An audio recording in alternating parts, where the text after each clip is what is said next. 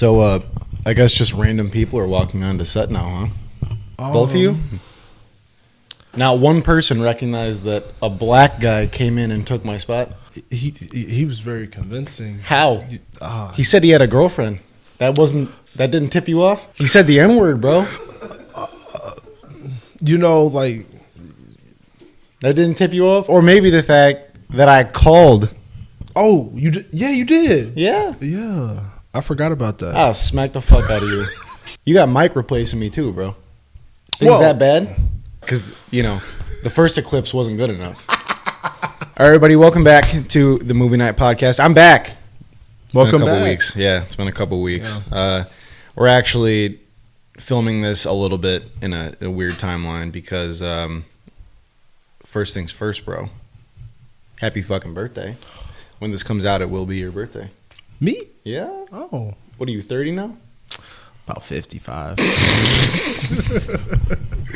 No, thank you, though. Appreciate it. Yeah, so we're gonna be hanging out that day, so we're pre-recording some content for you guys. Yeah, but, I'm being forced to go to a Cubs game, a team that I absolutely despise. So, thanks, Mike.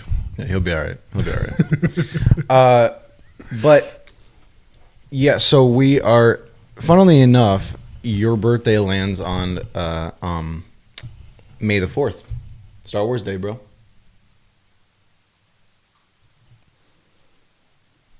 It's not May the 4th? No. It's May the 4th weekend. Yeah, it's May the 4th weekend. Why y'all acting like I just fucking said the N-word or some shit? Jesus. It's the day after, the 5th, Cinco de Mayo. Yeah, okay. Your people's celebration day. Yeah, our Independence Day. Yeah. We get it? Yeah. No, but yeah, so we're doing a whole episode today about Star Wars. Talk about May the 4th. And that's pretty much it for today. Like, we're only going to be talking about Star Wars stuff today. It's going to be fun. But first, I have a fun thing to talk about. I went to Comic-Con yesterday. Yes, you did. Yes, I did. Some cool people. C2E2 in Chicago. Funnily enough, the random guy that was in our previous episode. Well, for us, it was our previous episode, but for you guys, it was 2 episodes ago. Yeah. Buddy Ty, he went with me yesterday, and it was just me and him walking around, and we met a whole bunch of really cool people. Super, super fun. I had signatures and things, but I forgot them at home on my way here. It's okay. You can just go to his Instagram. And I'm gonna send Mike in some pictures of the people that I met, and he can put them in and show them on screen as we're talking about it. But we have I met. So the first thing we did was we walked in, and right off the bat, Roger L. Jackson was sitting in line, and he had a booth set up. And if you don't know who Roger L. Jackson is, I honestly don't blame you. But he is. I mean, you've heard his voice. 100%. You have. Definitely have. He's the voice of Ghostface. He's the guy who does the voice of Ghostface. My idol. Yeah. So we. That was pretty cool. Me and Ty were really hyped about that. We stood in line for about 15 minutes. It was really, that's it? Yeah, it was. Him and the other person I will mention after were very, very short lines. There was one person that had an egregiously long line, but it was super cool. He was a really nice guy. But so we met Roger L. Jackson. He wrote on my picture, "I'll gut you like a fish," and he signed his name. That's awesome. Super cool. He told Ty he was a very intelligent guy, which we're all we all make mistakes. So we all make mistakes. We all kind of mess up sometimes. But no hate toward Roger L. Jackson for getting that one wrong. I could see where he's coming from. But we walked around. We got a bunch of figures.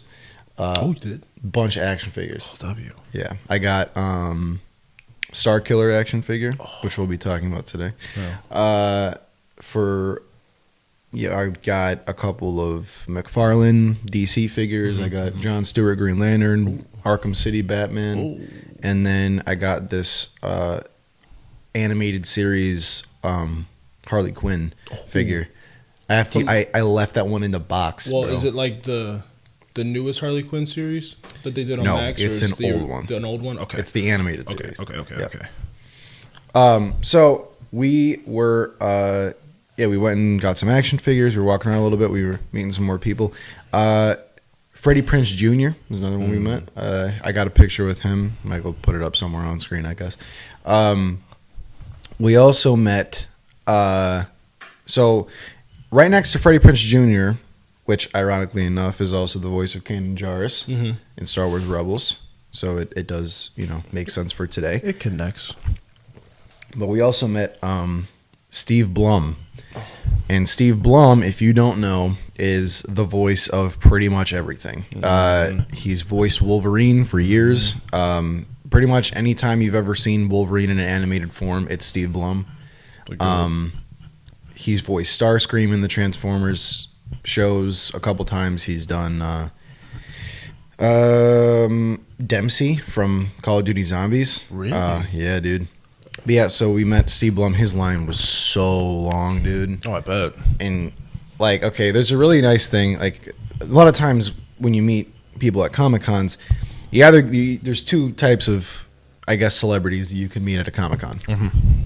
One is the one that will blow through the whole line and just get everybody out of the way and you're done right? That's the whole thing. Then there's people like Steve Blum, who spend 5-10 minutes on one person. So nice. You're standing in line for minimum 2 hours. Yeah. Just trying, going to meet this guy. So I think it's worth it though. It is, and he was a great dude, a really, really nice guy.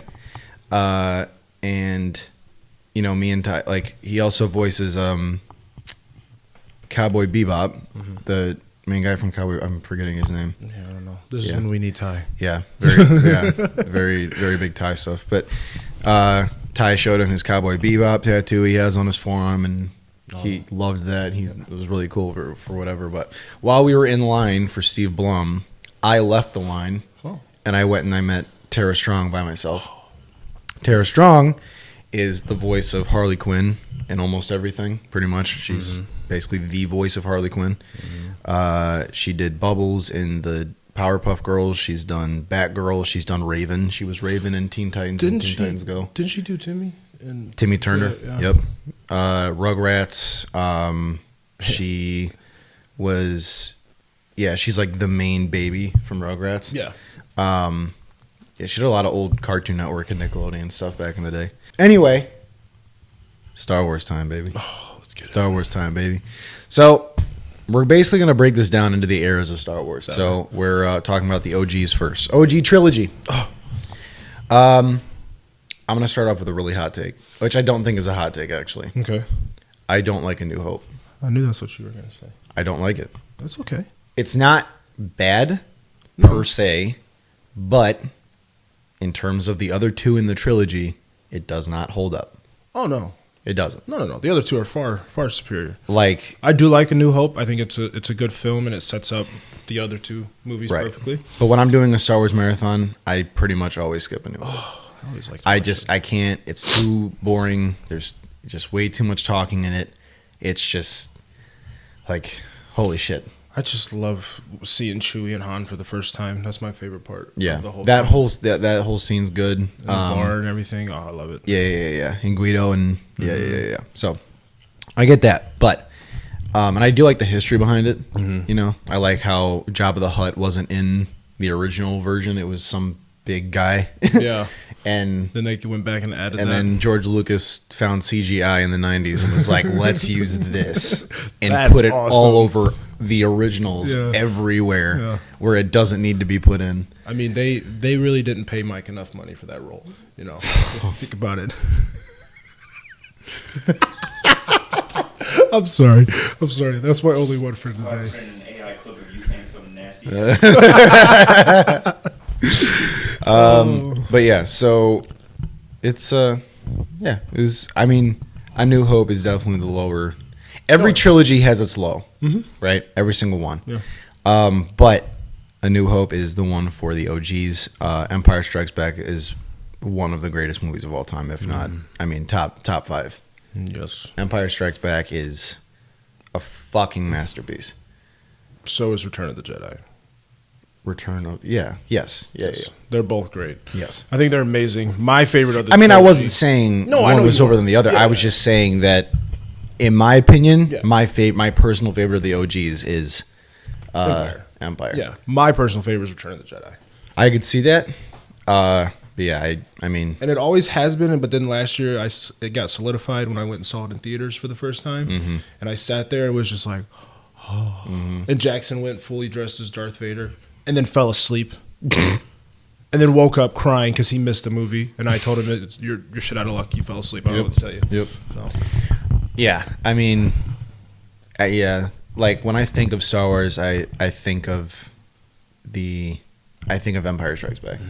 Just everything about it, the whole Dagobah scene, Cloud City, the iconic scene with Vader and Luke fighting for the first time, and it's so like another thing that I love in the original trilogy, the outfits that they had picked out for Luke.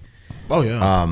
May not notice it the first couple times you watch them, but if you're a diehard Star Wars fan, you might notice it that Luke in A New Hope is wearing all white the entire movie. He wears all white. This is supposed to symbolize like his purity, I guess, or his innocence to the world of this universe, the Force and all that. Yeah. And then in Empire, after he loses his master and he's angry about that, and he's upset about losing Obi-Wan, and he doesn't know what to do, and all of this stuff, and then he's wearing gray in Empire Strikes Back for all of it, pretty much, except for like the Dagobah scene. But even still, it's kind of gray, muted colors, gray, and he's I mean, this is supposed to symbolize his like he's like, what's the right word for it? I had a word in my head, but I lost it. But I mean, you know what I'm saying. Like he's like teetering on. He's like fighting so many emotions in that film. He's finding balance. Yeah. But yes. So I feel like it's him finding his balance between the dark side and the light side, and him trying to find the in between of he hates Vader for killing his master, and doesn't even know that he's his father yet until the end of the movie. I even think too when he's in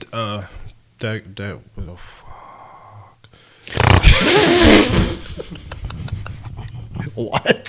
Sorry, my brain just when he's trading with Yoda or whatever. I really do feel like there's a certain point during that with all his emotions that he just wants to kill Vader. He really just, and that's what that scene in the cave is supposed to symbolize, like and that's why Yoda sends him into that cave. Yeah, he's like, I'm gonna kill this fucker, and then and then while he's doing that, he sees himself in Vader, and he doesn't know what that means.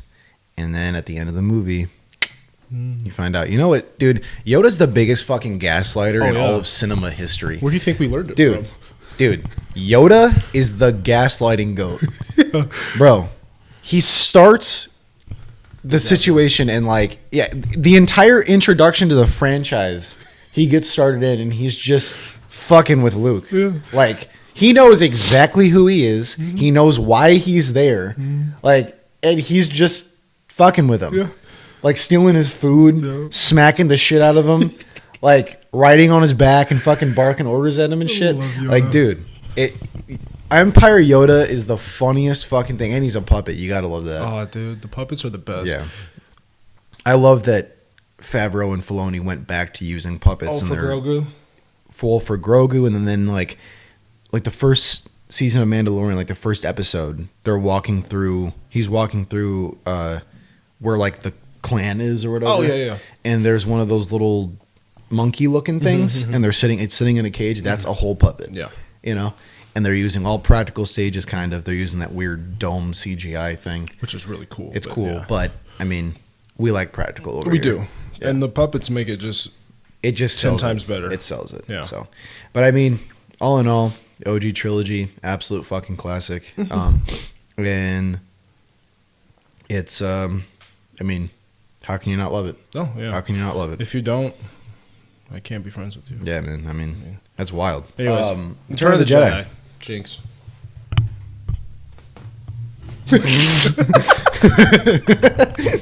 I was gonna say I ain't buying you shit, so I don't know.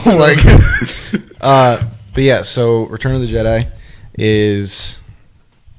it's neck and neck with like my favorite. It's up there. A lot of people hated it. I know. A lot of people hated Empire too. Yeah. When it first came out, I think it's one of those films. I think as time has went on since its release, people have grown to love it more and like it more. But I've always loved Return. That movie is just... I mean, off the bat, people like Return just because of the opening scene on Tatooine. With Jabba and Jabba and Leia. Like, bro, I forgot about that part. Yeah. Come on. Yeah. No, you didn't, bro. No, yeah. Like, what happened again in that scene? Yeah. Anyways. I mean, yeah, but yeah, that's just, I mean... Boba Fett getting thrown in the Sarlacc pit. Yeah. It's great. And the introduction of Boba Fett. Yes. And just how he was just supposed to be like a throwaway character. Uh-huh. And he stuck around and has one been of the around most popular characters in Star Wars. Yes, he is. The same thing with Maul. Yeah. When we get to the or the prequels, we'll talk about the prequels. That. But yeah, Boba Fett, Jabba the Hutt, became an instant classic. Mm-hmm. I think another great part of the original trilogy is R2-D2 and 3PO. Mm-hmm. They're just comedic. You can't even understand one. No. But though in the original script, R2 was supposed to talk. Really? Speak English. I don't think I would have liked that. No, it would have sucked. So much better with him not talking and then 3PO just kind of translating, or Luke does it too. Mm-hmm. Like, that's so much better, in my opinion.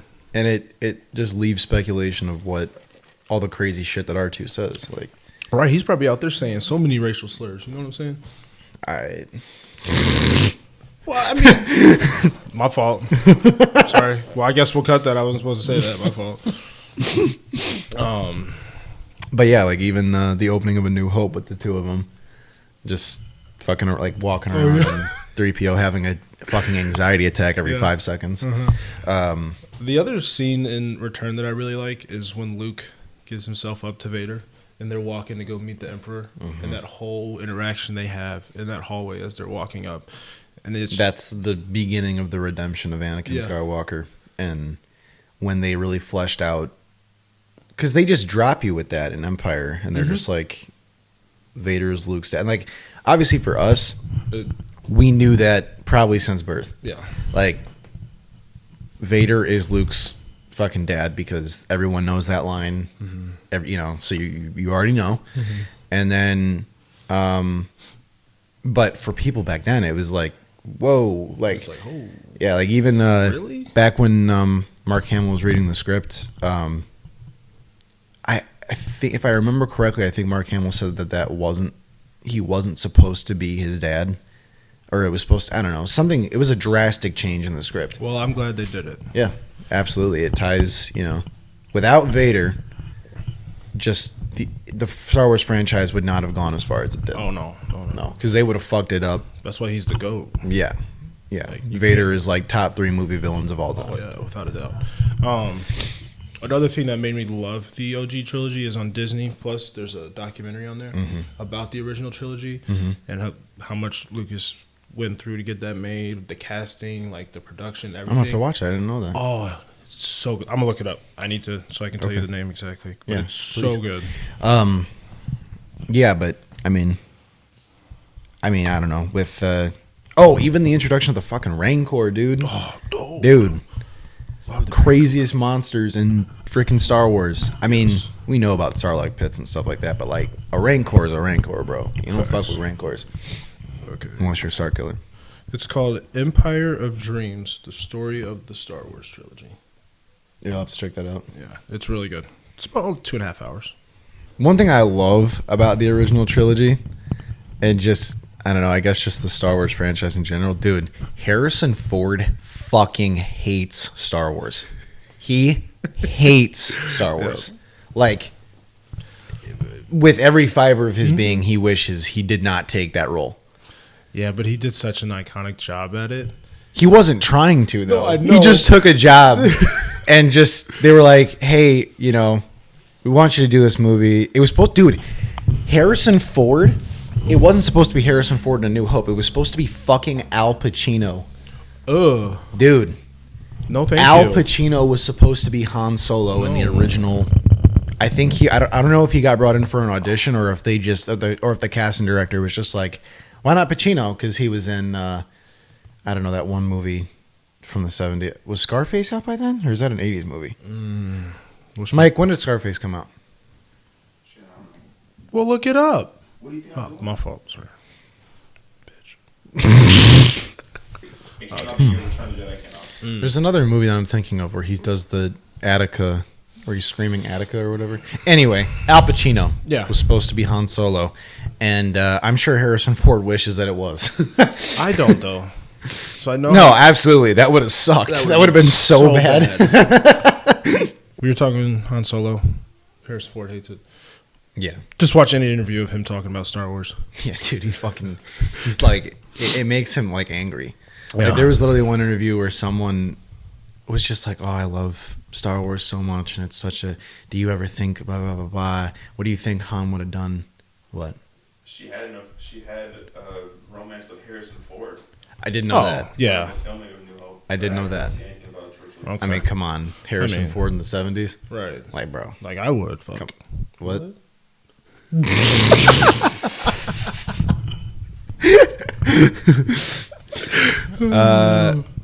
Yeah, but no, there's an interview where he's talking to somebody, and the guy's, whoever he's talking to is, "Oh, I love Star Wars, blah, blah, blah, blah. Do you think Han Solo would have won this or did this? Or what do you think Han Solo would have said if this happened, whatever?" And Harrison Ford straight up was like, "I don't fucking care." Like, he hates being Han Solo.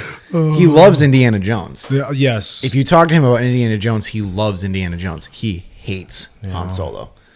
And I think it's mainly just because of the fandom and how fucking annoying they can be. Oh yeah. Like, yeah. I mean, I can see it. Yep. I can see it. Definitely can. But, you know, yeah. Anyway. Now, as I don't check my notes here, we're going to be talking about the prequels now. Because obviously, release order. I saw in theaters. What? Movies I saw in theaters. When? My mom took me. When you were a kid? Mm-hmm. Damn, I always forget you're like... Sometimes I forget you're older than me. All right, I'm by like 4 years. So which one did she take you to go see? I remember I was a baby. I don't really remember. Yeah, exactly. But I was there. She took me to go see him in theaters. I was there. Stupid fuck. You don't remember shit. I had the little noise canceling headphones on. I was like... So you couldn't hear anything either?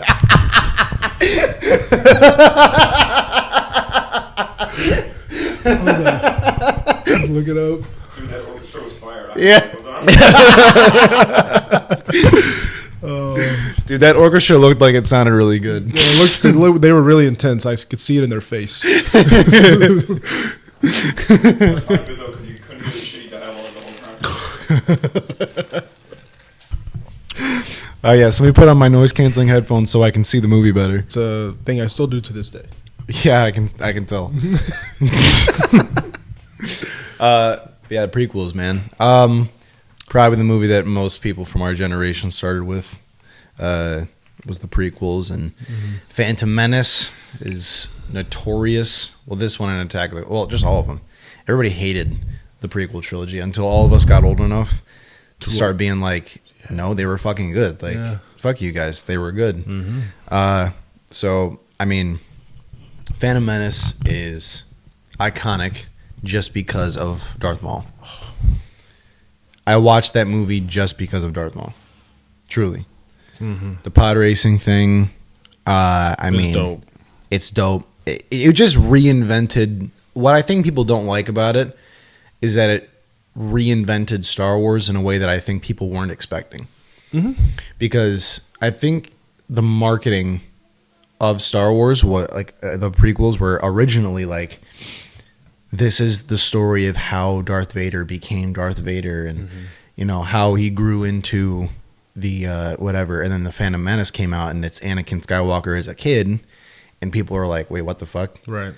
And which is understandable. Obi-Wan Kenobi is really young, and he's not even like a full Jedi yet. He's still a Padawan. Yeah. What the fuck is a Padawan? Yeah. You know, what's the Jedi Council? What's, you know, like all this shit that was just not. I mean, it's kind. I feel like the prequels are kind of like what this new era of Marvel is for us. Like younger kids. I will agree with that. Yeah. Younger kids are probably going to love the newer Marvel stuff than we will. Yeah. And because we knew what Star Wars was when it came out. We know the culture. Or my apologies. Marvel was when it came out, and the cultural impact of it and all that. And it was the same thing with Star Wars back in the day. Yeah. Like, I think that's kind of the same thing. Yeah. But yeah, I mean, then there's people like Ian McDiarmid coming in, and you know, they never full out and show the Emperor's face in Return of the Jedi, which is the one that he's in the most, if not the only one. Yep. But Ian McDiarmid comes in, and you kind of have the feeling like, oh, okay, who's this guy? Yeah, this guy's a little iffy. It's kind of weird. Stranger danger. Keira Knightley and fucking, why am I blanking on her name? Padme. Oh. Natalie Portman. Yeah, thank you, Natalie Portman. Natalie Portman. We were getting there. Yeah. Asshole. But yeah, I like how like the lookalike thing happened, and like now Keira Knightley just always gets confused with her all the time. No, I remember when I first saw Phantom Menace, I was so confused. Dude, me too. I was like, wait, who? so What? who the yeah, like what's happening? I was like, so wait, the girl in the white makeup isn't the actual queen? Right, that's the queen, And then that's the one? Yeah, it was it was like, then the green guy who does the thing all the time. yeah. I loved that part as a kid. Or like that shit always used to make me laugh. Jar Jar. Everyone fucking hated Jar Jar, but as a kid, I mean, I love he's Jar just Jar. a goofy character. I actually rewatched Phantom Menace fairly recently, a couple months ago. I had no time to rewatch the movies this week. I was fucking. Yeah, I didn't either. But it's a good thing that I've seen him. I've seen him so many times that I've seen him so many times that I just I know. Yeah. Yeah, I mean, know what happens basically. Yeah, I don't need to rewatch. but I mean, that's the one thing that I actually think that Star Wars does really well is that when they add on continuity, it feels natural. Yeah. Because they kind of add it in the background when it makes sense. They don't retcon things, really. No, I mean, for the most part. When we get into the sequels territory, then they start retconning some shit. But till then, I mean, the prequels were. I love the prequels. Yeah, me too. I mean, obviously, growing up, dude, Revenge of the Sith. Oh, Revenge. Oh. You good? oh, dude, that movie's so good. Oh, Bro, we can tell, bro. Damn. that movie, dude. Yeah, I guess. Okay, we're just gonna breeze right by that. God, it's so good. Yeah. God, You good, bro? yeah, I'm good. Right in my ear. I'm sorry, but that movie, I love that movie. Yeah. Revenge of the Sith is, I mean, holy shit. I mean, you want to talk about a movie that'll just completely 180 and just completely flip everything. Tragic movie that just destroys the pre-built, like pre-established relationships and everything that have been built. And it's like every time I watch that movie, it makes me think about how different everything would have been if Anakin wasn't such a pussy. Like, if he wasn't such a bitch, how different things could have been. Yeah, You know? yeah. I had this is a theory I never thought of myself in Revenge of the Sith. Mm-hmm. It's actually my girlfriend's mom. She was telling me this the other day because they love Star Wars. She thinks at the end of Revenge of the Sith, when Padme dies, she doesn't think it's because, her heart breaks or whatever. She thinks the Emperor used her life force to save Anakin. I have heard this theory. And I was like, oh, shit. I think that is actually a great take, and it's definitely possible. So, And just the Revenge of the Sith and how much has been built around that movie. Just because of how important it is to Star Wars. yes. Like, it's the most important film in all of Star Wars. Without a doubt. It sets up so much, and it shows so much of how the galaxy became the way it was that we saw it in the original trilogy. Oh, yeah. I do think, though, without the original trilogy coming out first, I don't think the prequels No, they wouldn't have been successful. wouldn't have been successful. No. But the OG trilogy could stand on its own. Yes. I think. But the prequels need the OG trilogy. Right. And that's what made them work. I mean, for people back then, people were just, I don't know. I feel like people didn't read into it that much back in the day, like when they first came out. And what, like Star Wars? Like what the fuck? This isn't Star Wars. We're the stormtroopers, bro. Like, like listen, we gotta work our way there. Yeah. Okay, we gotta work our way there, and then Attack of the Clones is basically just a giant romantic comedy that it's just George Lucas fanfic. Yeah, pretty much. Basically. I mean, who doesn't like to see Padme on a pole and then she drops down and lands on the thing? What? What? Are you dead, bro? Hey, Mike, clip that for me real quick, bro. Clip that for me. Yeah, Mackenzie's gonna kill me. Sorry. That's nuts. What scene in particular do you mean, though? There was just out of the blue, bro. Unwarranted. At all. No, he didn't. I just can't.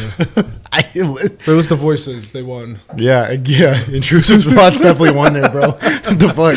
I mean, my life might also end to it now, but it's fine. She'll be okay. I'm so dead. Anyway, well, now this is going to be the last conversation I'll ever fucking have with you. Please help me. But yeah, so the prequels are, I mean, I love the clones too. Oh yeah. Just the whole concept of clones and what they were. I mean, it's fucking like evil that you're creating people based off of one other person and you're just sending them to a war over nothing. I mean, obviously there are heavily real world political implications and analogies you can make based off of that. But I mean, the whole sequence when Obi-Wan goes to that cloning facility or whatever. Camino, yeah. And he has that little fight he has with, was it Django? Django, yeah. The original. Yeah. I like that sequence. Get your shit together, bro. Good. We're good. I do like, though, that they showed us the start. Like, they showed us what the Empire was trying to do to start making stormtroopers and how they came to be.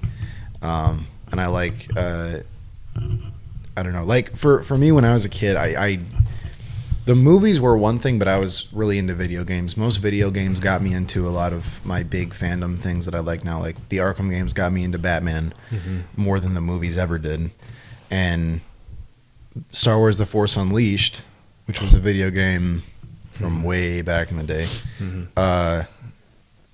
that game got me into Star Wars. I was introduced to Star Wars before that, but that game really got me into Star Wars. Really threw you in the deep end. Yeah. Yeah.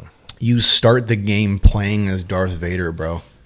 Killing a Jedi. That's so hard. Like, what other way am I, like, during Order 66? I know. Like, I don't know. That game, but the reason I bring that up is because I'm saying, like, I like the fandom when I was younger and when things were different because I don't know. It seemed like they cared a little bit more. Oh, yeah. Like, because it was just George, and he was just doing whatever. And even the games that came out were people that cared about the franchise and were trying to build on it in a cohesive way. Yeah. So, anyway. But yeah, Attack of the Clones was just basically Star Wars fanfic. So, there you go. And we get the best line in all of Star Wars in that movie. I slaughtered them like animals. Oh, yeah. Monologue. Yeah. Mike, go ahead and put that in the episode, please. And then the Geonosia fight, which honestly just all CGI, but you know what? Still cool. Still cool. Yeah. I don't know why he used CGI for the clones. Yeah. He didn't have to. No. Like, that's what I'm saying. Like, George Lucas just discovered CGI and was like, this shit fucking works. It's like a kid in a candy shop. Dude. Yeah. I can make whatever I want. Dude, all right. Like, have you seen the behind the set, like, the behind the scenes? Like, that's That's basically what Marvel is now. Yeah. You know, that's fucking crazy to me. It's all blue. The only real thing on that set is the actors. That's it. Yeah. It's crazy. I don't understand that. Yeah. But how would you rank the prequel movies? Revenge of the Sith is one, obviously. Yeah. Phantom Menace and then Attack of the Clones. Really? Yeah. I'm gonna flip your last two. Last two? Yeah, I figured. Revenge of the Sith is definitely. I mean, come on. Yeah, you can't put it And anywhere then else. Attack of the Clones. Phantom suffers the same fate that A New Hope did. Yep. For me, it's slow. It doesn't get good until Maul shows up. To be honest. Yeah. Once Maul shows up, then you're like, oh fuck. It's very, very slow, but I'm a sucker for slow build-up movies that pay off. See, and it was like with Dune. Yeah. You know, with like Dune. I didn't watch Dune. It didn't pique my interest at all. And then he was telling me how good the second one was, and he was like, "You got to watch the first one." Which Dune is a lot like Star Wars. Yeah. So Yeah, we're talking about Dune. this is a Dune I episode. am Paul Muad'Dib Atreides, Duke of Arrakis. I love how he basically. We're talking about Dune really quick. I love how in that scene when he's just telling people all their shit, what if in that scene he just called out some random dude and just said he like had wet dreams or something, like out of nowhere. He's talking about people's dreams and shit, and he's like, in your dreams you drink water, and everyone's like, like, what if he? Oh my god! Did he say that? Yeah. He's like, didn't your grandma just die, bro? L. Fucking like. Oh, dude. Paul Atreides and Anakin are my two favorite people ever. He basically walks into a crowd of people and goes, I'm him. Back the fuck up. Back the fuck up. And when everyone gets offended, he's like, bro, you dream about drinking water. He's like, and he's like, L, your grandma died, loser. Oh, fuck, that's awesome. But a lot more like, not like that. I'm just saying it would have been mad funny to like, just say some really personal shit to somebody. Yeah, like a really personal ass dream. Yeah. Like in front of all of the fucking The entire yeah, all the Fremen are all just of there the like Fremen, and they're just like, what? Disney Star Wars. Now we're getting to. So in the first episode, we said this, that we sometimes have very violently different opinions on movies, and this is where things get rough. Now, off the bat, I will say, we both agree that The Force Awakens is a good movie. Yes. I love The Force. Force Awakens is great. I love Just it. wait. Just don't even. Just hold the fuck. No, We're I'm talking just about saying- The Force Awakens right now. I'm just saying it is a New It's Hope good. remake. It's a good movie, It is a good movie. but it's a remake. You said? It's basically a New Hope remake. Yes, it is. But it's better than a New Hope. I agree with that. Thank you. I agree Mike with is that. like He's fucking he's tweaking going back through there. it back there after I said that. Okay. All right. But I agree with that. I think mainly it's because I saw that movie in theaters. It was a really good experience for me. Yeah. I wasn't alive in 1977. I think so that this didn't also see- brings back to the first episode when we talked about the theater going experience. Yeah. That's why I think it's so important to see films in theaters because it changes your experience completely than sitting at home on the couch Absolutely. with a stuffed animal. Like watching there's it so on a many little movies TV. that your parents grew up watching that they're like, you need to watch this because I grew up watching it, which is fine. Well, every person does that. You know, it's how you introduce your children to things that you love is through the films that you watch and things like that. But when you see them in theaters, like I said in our first episode, I have a much bigger respect for the movie Jaws just because I saw it in theaters during the pandemic. Yeah, I've And never just seen it in how theater. different that experience is when you're immersed into a film that, like, I've seen Jaws 1,000 times. It's Jaws. Yeah. But when you see it in theaters, it's different. It's like It's just different. it's like Halloween with me. I've seen it 1,000 times, but last year I saw it in theaters. The original? Yeah. Yeah. As I had it, and I went all the way to Joliet to see it at Cinemark, and I went by myself. And I sat Yeah. there, it was just like, Sorry. oh, No, I wow. tapped the cord with my Oh. foot. You probably picked that up. But yeah, so The Force Awakens it was a really good stepping off point. Yes. They had something there. They Yes. really did. They and did. if they would have kept up with that pace and the way that they were going with that, the sequel trilogy would have been very, very, very successful. Not saying that it really wasn't, because it was. I mean, the tickets sold, right? They did well, but critically and the fans just, they're not. Yeah, but I mean, The Force Awakens introducing Kylo Ren, and you're like, who the fuck? And then you see his lightsaber open up, and it's that dude. And it's like, you see the crossblade, you're like, what the fuck? Like it's like the same thing with Maul when he opened up the double bladed lightsaber, and you first saw that, and you're like, whoa, they can do that. That whole opening scene, and then Poe shoots the blaster at him, and he literally stops the blaster like midair and just leaves it as and he just walks by. Yeah, I was like, I was like, what? Who is this guy? yeah, dude. And then Poe Dameron, like, he just so who do you I talk first? You talk first? I talk first? I love Poe. Yeah. I really do. And BB-8. Yes. BB-8's BB-8's great. BB's my guy. I Yeah, love dude. BB.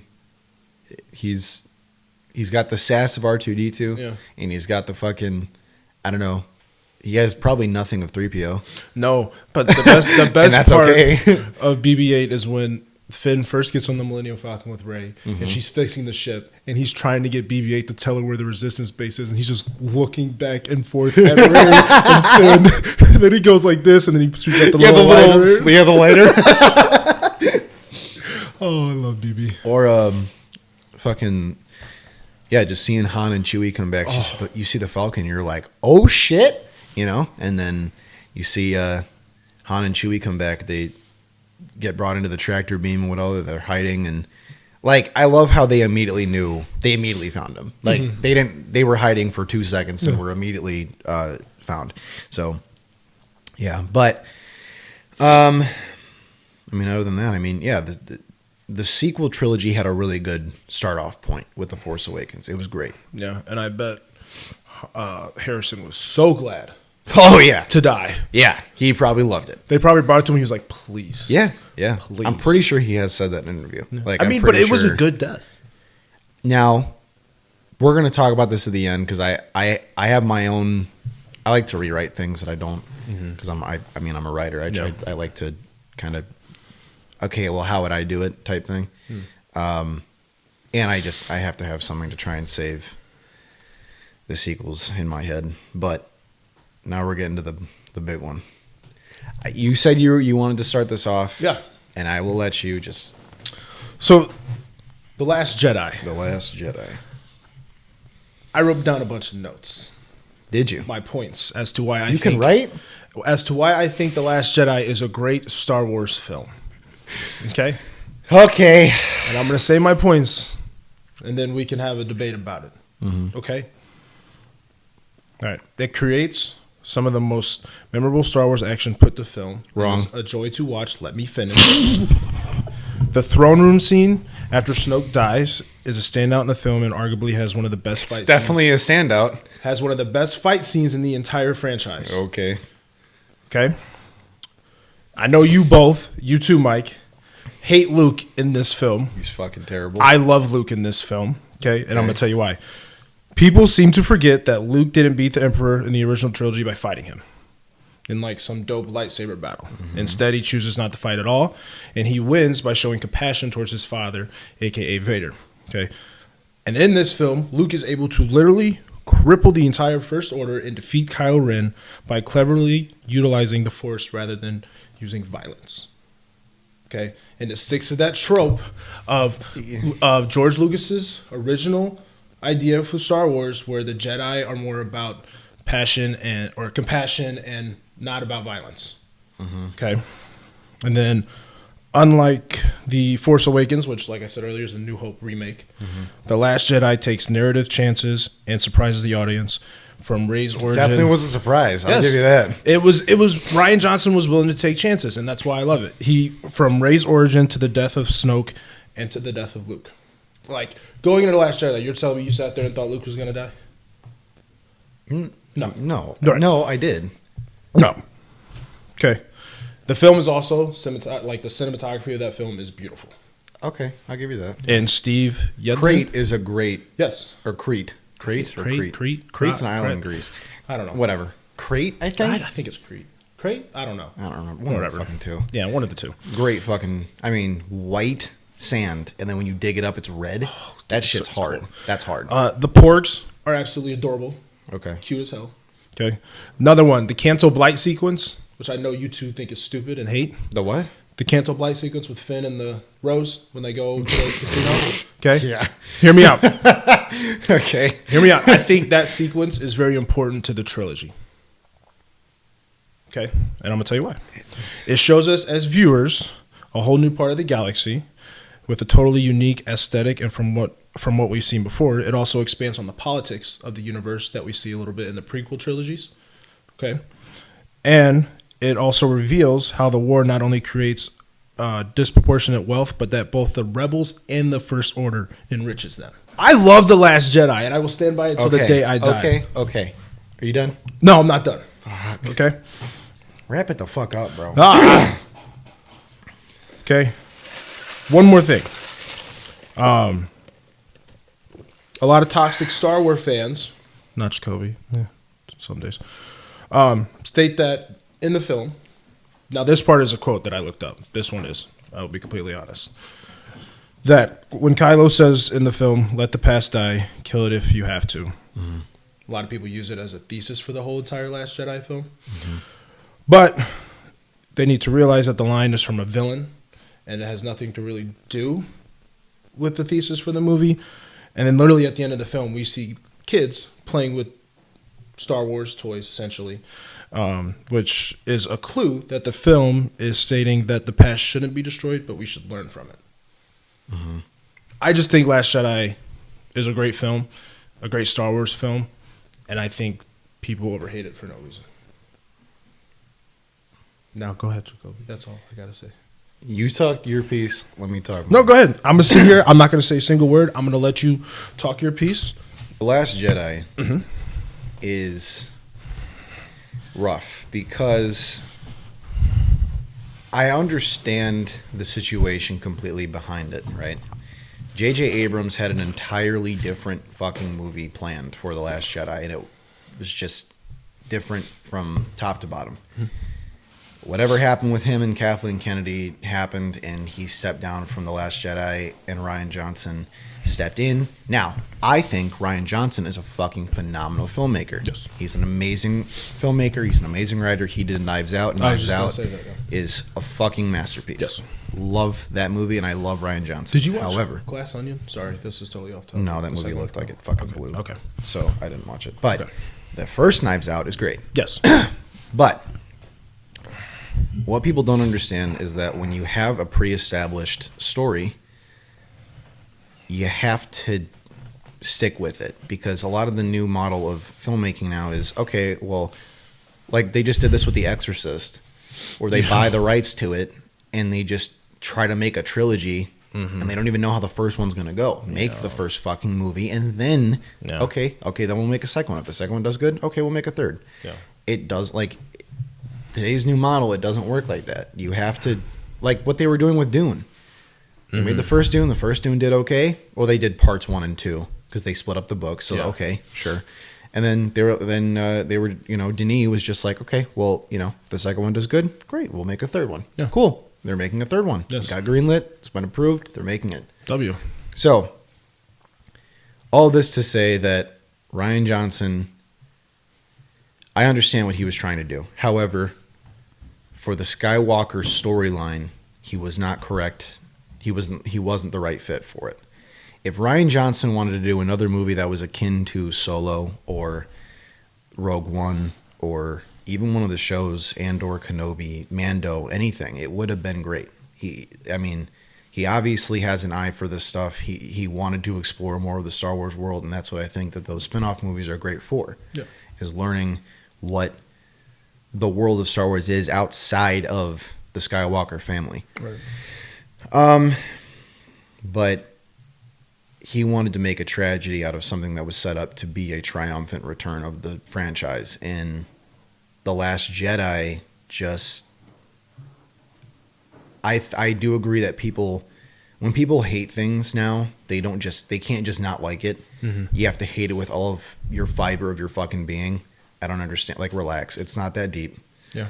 But at the same time, I understand why people hate what he did with Luke in this movie.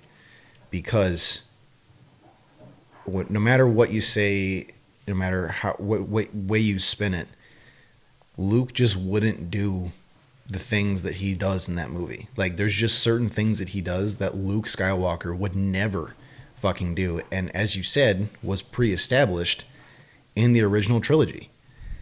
He would never in a million fucking years just, first of all, off the bat, toss his lightsaber over the fucking rocks.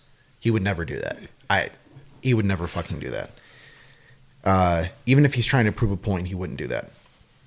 He would never go and attempt to kill his fucking nephew because he sensed because he had a bad dream and was like, oh fuck, he's going to turn to the dark side and now I'm going to kill him. What?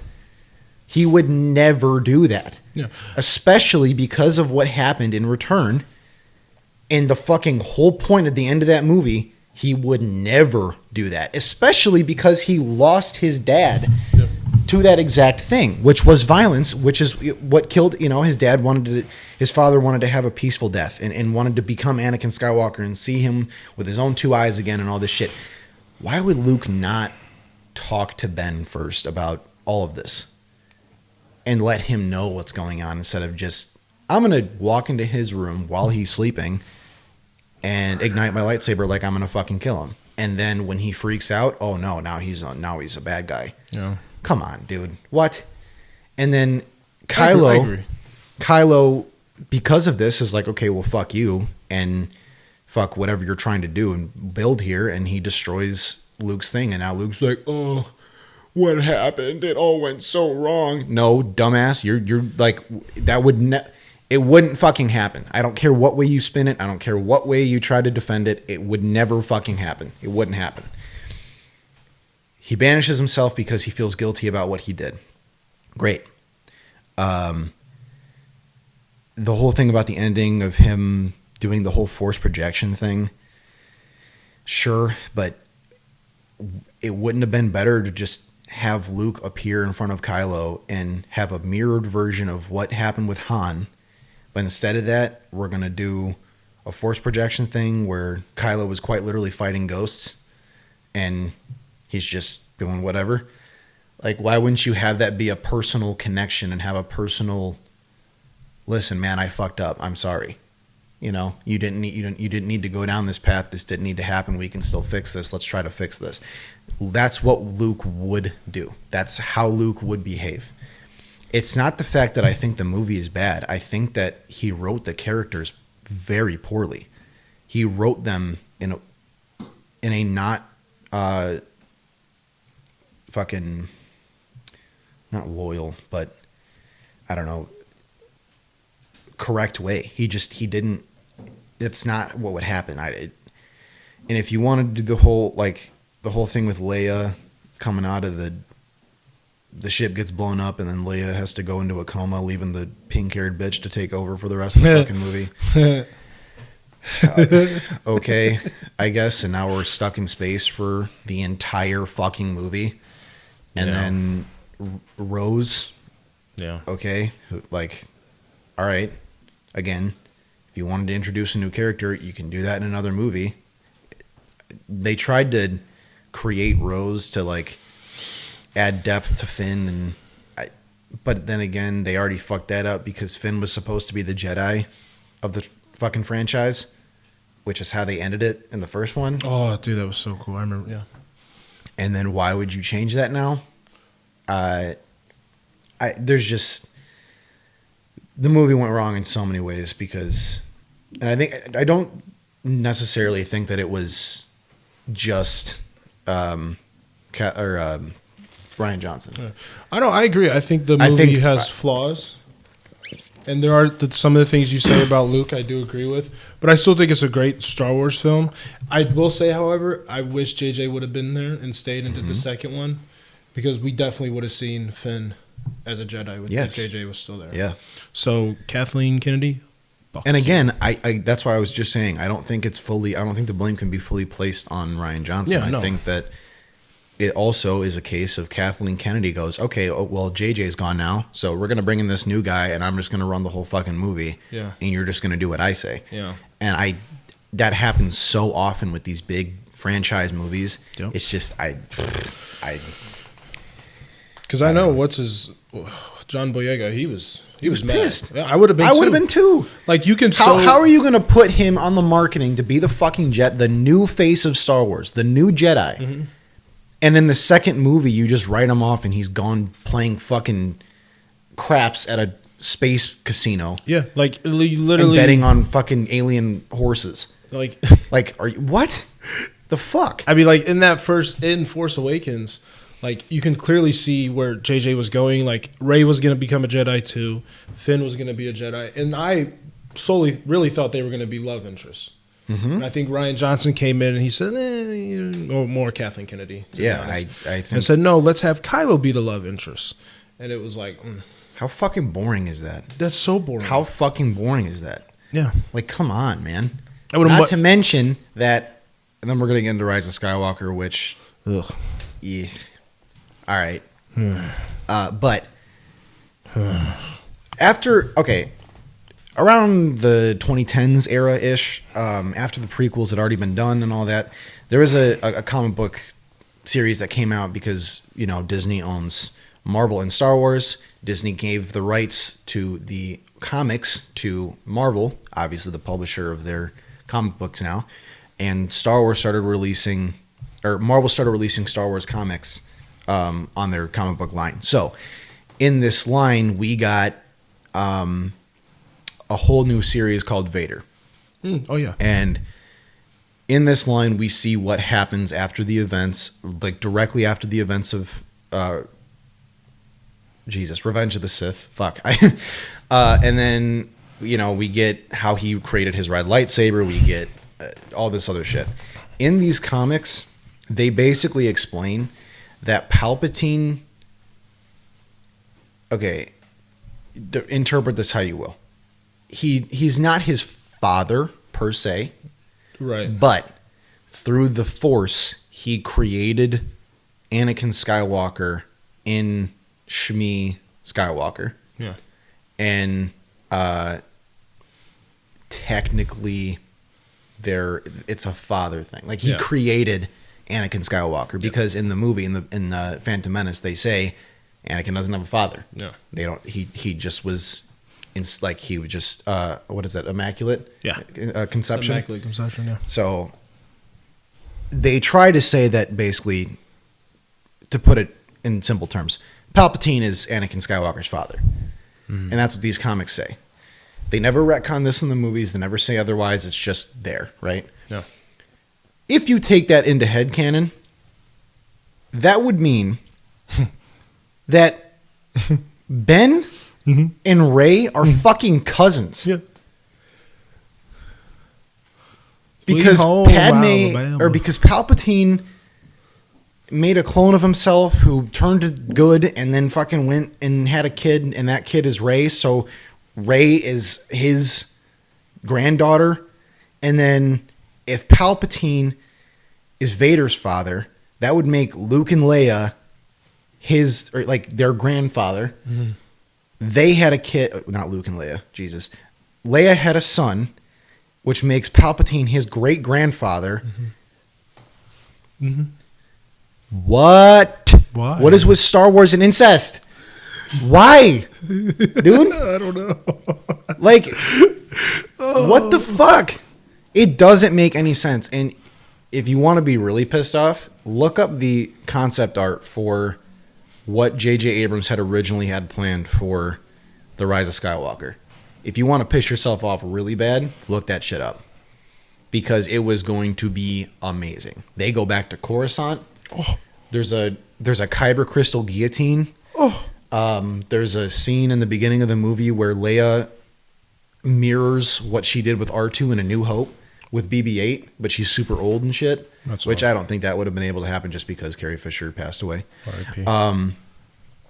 R.I.P. Rey gets a double-bladed lightsaber. Kylo goes to Dagobah What? and he has a cave experience and he fights Darth Vader in a cave. Oh. Dude, like, bro, there's a whole battle on Coruscant between the Resistance and the First Order, which was supposed to wipe out the two of them, pretty much. This? Let me see. Through looking at the concept art that he was looking at, I think that might be. I was looking at different ones. I mean, it's also been years since the original ones released, so I don't know if that's more of what happened. I kind of got to fucking pee. But yeah. So The Rise of Skywalker. Funnily enough, me and Mike saw this premiere night in the same theater, but we weren't together, like watching it. But we saw it together, and then the next day in school, we were huffing mass amounts of copium, trying to convince ourselves that it was a good movie. Newsflash. It's not. And this is what happens, ladies and gentlemen, when you take out a director midway through a trilogy and then just randomly pop him back in, and now he has to work with what the previous one already set up. /retcon / just put down the shitter. I think a lot of it, too, was Kathleen Kennedy telling him he can't do certain shit. Mm-hmm. So, in this movie, where do you even begin? I don't even know. After the events of The Last Jedi, the Resistance is in a really bad spot, and Leia is training Rey on how to be a better Jedi, and Finn is working with the Resistance, and he's just kind of doing whatever. And, you know, Rose died, thank God, so we don't have to deal with her anymore. So now, basically, Palpatine is alive again. You know, bring back Ian McDiarmid again. Which I will say, in Return of the Jedi, we don't necessarily see him die. He just falls down that big pit, so we don't see a dead body. Yeah. So I see how they can do it. But it's then fucking again, stupid. Yeah, it's fucking stupid. I don't need it. You could have brought back Snoke. Yeah. Snoke could have been a way bigger, you know, thing. I think Snoke would have worked way better than or I like to call him Supreme Leader Stroke.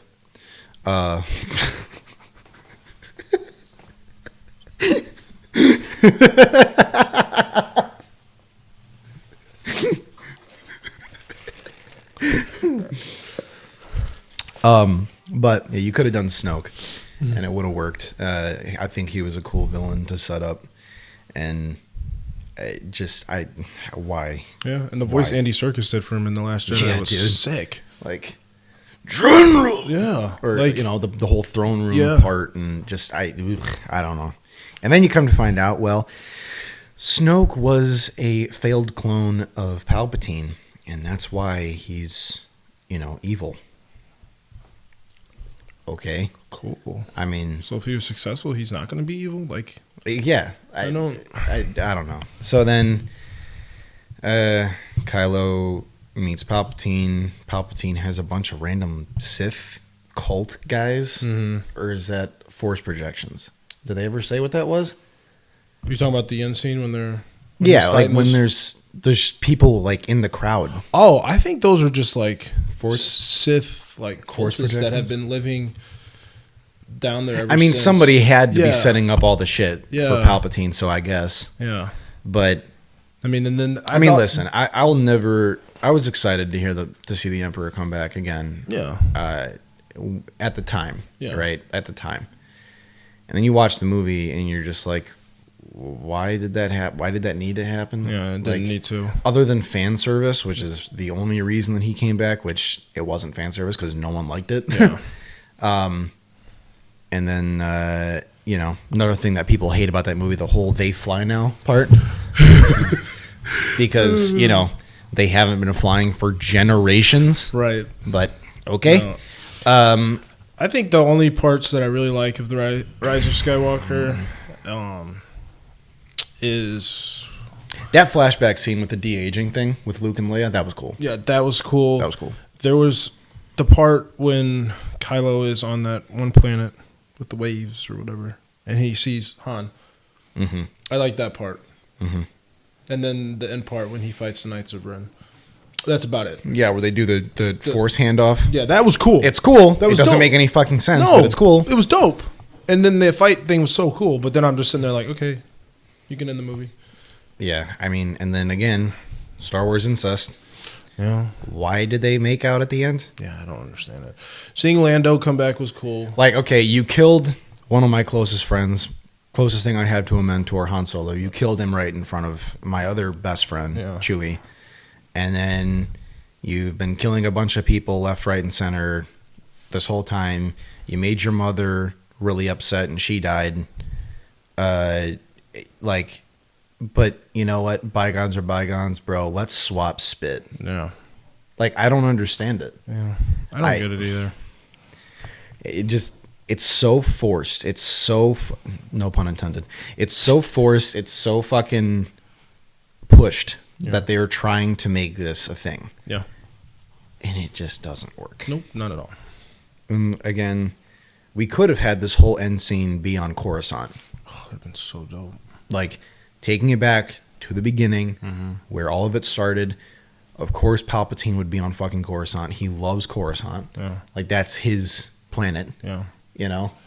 But instead, he's in some Sith world, dungeon, cave, hooked up to a big machine.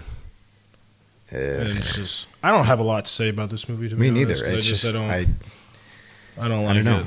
I mean, it's not good. Yeah. And then just the way that they ended it, like, they killed all they did was kill Palpatine, and nothing happened. The First Order is still around. Didn't Kylo die too? Yeah, he died. But fuck you. So your Supreme Leader died. Okay, that just means that Hux is probably going to end up becoming the Supreme Leader of the First Order. I love Hux though. I'm gonna be honest with you. He be cracking me up. Oh no, he was a traitor, right? Yeah, he was a traitor because he hated Kylo. See that too? Like, what the? It's so stupid, but he's so funny. I love him. Also, he breaks his mask and then rebuilds it. Cool design. Cool design. Cool design. Why doesn't he wear it? Yeah, no, he wears it one time. One time. One time. Leave it on. Yeah. Leave it on. Yeah. That's all I wanted. Like, that mask is cool. He sounds dope. I mean, under it. they do that because of, like, when Vader was the thing, they weren't paying for the actor who was portraying Vader. They were paying for the voice actor who was voicing Vader. No, I know, but I guarantee you, when you cast Adam Driver in your movie, you want to see Adam Driver because you paid fucking $5 million for him to be in the movie, or probably way more than that. But I guarantee if they would have looked at Adam Driver and said, listen, you're playing him, you're going to wear a mask all three films. Well, it's like, dude, you cast Pedro Pascal on the fucking Mandalorian. Yeah. He wears a mask 90% of the fucking, like, maybe like 98% of the time. Like, I remember when I saw Force Awakens first, I'm like, oh, he's cool. And then he takes his helmet off, and I'm like, why? Like that was the cool thing with Vader. Like, in the original, never took it off. Mask. And when you got to the point where he did take off his mask, it was a huge deal. Yeah. Like, you didn't know, like, okay, is he human under there? Is he some sort of creature? Like, is he a different, like, you don't know. Yeah. And then Kylo just takes it off, and he's like, here, he'll tell me where the droid's at. Okay. No, I don't want to now. Yeah. You're not very intimidating. You know, the Ben Swallow meme? Yeah. Where he's got his pants up to his fucking titties. Like, yeah. All right, bro. Bro's got britches on. Yeah. Really quick before we end today's video, I want to talk about the other Star Wars projects that have come out, like The Mandalorian. Fucking amazing. Probably the best Star Wars thing to come out since fucking Force Awakens. Hype as fuck. Love it. The whole Luke scenes and all that shit. Oh, more, please. Yes. I also really like the Kenobi series. The Kenobi series was fucking amazing. That whole thing with him. And anybody that says otherwise, you're just a fucking hater. Like, I don't know what to tell you. Like, that whole scene with him and Vader. At the end? Yeah. And then his helmet breaks. You didn't kill Anakin Skywalker. I did. Dude. I love Hayden Christensen. Yeah, and then bringing the goat back, bro. He's in Ahsoka, too. Yeah, I know. I need to watch it. Yeah. Like, I need to because... And there was like a Clone Wars scene in it, too. Yes. And I don't know if this is true or not, but apparently they were talking about doing a live-action Clone Wars series. with the same girl in Ahsoka who plays little Ahsoka, and Hayden, bro.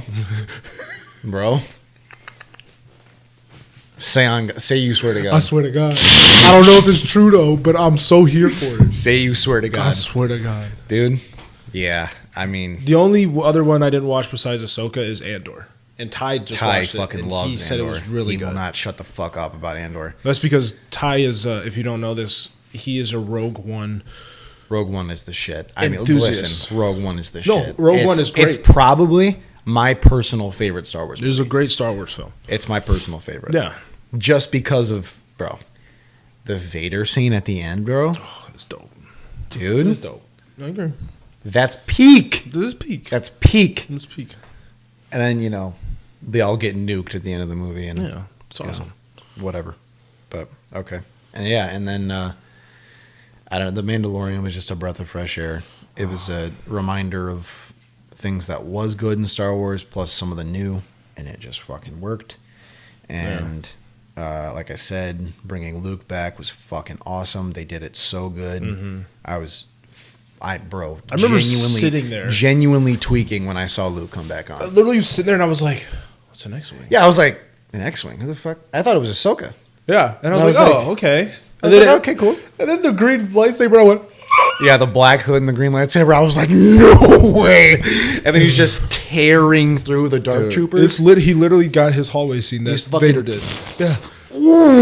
Yeah. More. I love the dark saber too. I like how it looks. And then people were right after that happened, people started editing over the green and did purple for Mace Windu to come back. Oh, dude, I want Mace back. Dude, Samuel L. Jackson would do it in a heartbeat. He so would. He loves it. Yeah. I mean, I literally have a purple lightsaber. Just give him his lightsaber that says BMF on the side of it. He'll do it. What's your... I'm thinking something else. What's wrong with your face? BMF. Bad motherfucker? No, I was thinking Black Mafia Family. It's a show my dad watches. I'm sorry. Sorry. Moff Gideon, though. I love Moff Gideon and Mando. Yeah. Fuck. No, I wasn't trying to do that. Did I not say in the first episode? I wasn't trying to do that. Did I not say in the first episode? Oh, I'm just... My dad watches that show, and he always says BMF, so I'm used to, that being the meaning of BMF. Black Mafia Family. It might be badass motherfucker he has engraved on it, but it's in gold and it's in cursive. Ooh, that's dope. On his lightsaber. But anyway, yeah. Fucking... Yeah, I mean, you got Rogue... Dude, Solo, too. Solo gets so much hate. Oh, yeah, for no reason. For no reason. It's I so love Solo. Good. Solo's great. And then they tease us with Maul. Yeah, then Maul comes in at the end, and, bro, it's so good. I don't... fuck you. And Chewie. Yeah, that whole scene when they're, throwing snowballs. Or is that a blooper? Is that a real I think it's a thing, blooper. I think it's a blooper. It's a blooper, but it's really fucking funny. Fucking Chewie. And then at the end, when he gets the Millennium Falcon back from Lando and he wins it from playing Sabacc, yeah, it's peak. I don't care. I do want to see more stories like that from Star Wars, and I think that people like Rian Johnson would be really good with that stuff, just creating a new. Just creating a new story in the world of Star Wars. For example, when I heard a rumor a while back, since Solo kind of did good, that it was since Solo did good, that it was going to be, they were going to do a Jabba the Hutt. I'd be so here for that. Like a Godfather Jabba the Hutt style movie, bro. I'm down. I'm down. You can literally make it how they made the Book of Boba Fett. Mm-hmm. And that's I didn't watch that, but it basically is. I fell off Star Wars after a while because it kind of was the same thing with Marvel for me, and it just kind of Book of Boba Fett is basically Mando season 2.5. Yeah, but it's still great. But yeah. Well, I mean, I think that might be it for our. I think so. We didn't fight as much as I thought we would. No, because I mean, I thought I was gonna have to walk out. No. I mean, because at the end of the day, I mean, Star Wars is Star Wars. We're all fans. Yeah. And whether you love them or hate them, I mean, you'll either love them so much that you can sit and argue about them, or you can just say, okay, you know what? That's the one movie that I don't really like. I'm probably never going to watch it again. And that's fine. And I'm whatever, Yeah. You're me, I'm you. And it is what it is. Yep. But for the rest of the other movies, I mean, we're pretty in agreement about it. So, yeah. So. Oh, I'm sorry. Go ahead. One other piece of Star Wars that we didn't talk about is the recent Jedi games. with Fallen Cal. Order. Fallen Yes. Order with Cal Kestis. Yes, dude. Very, very good If games. you haven't played those games, which I haven't played the second one yet, I haven't played the second one either. please go play them.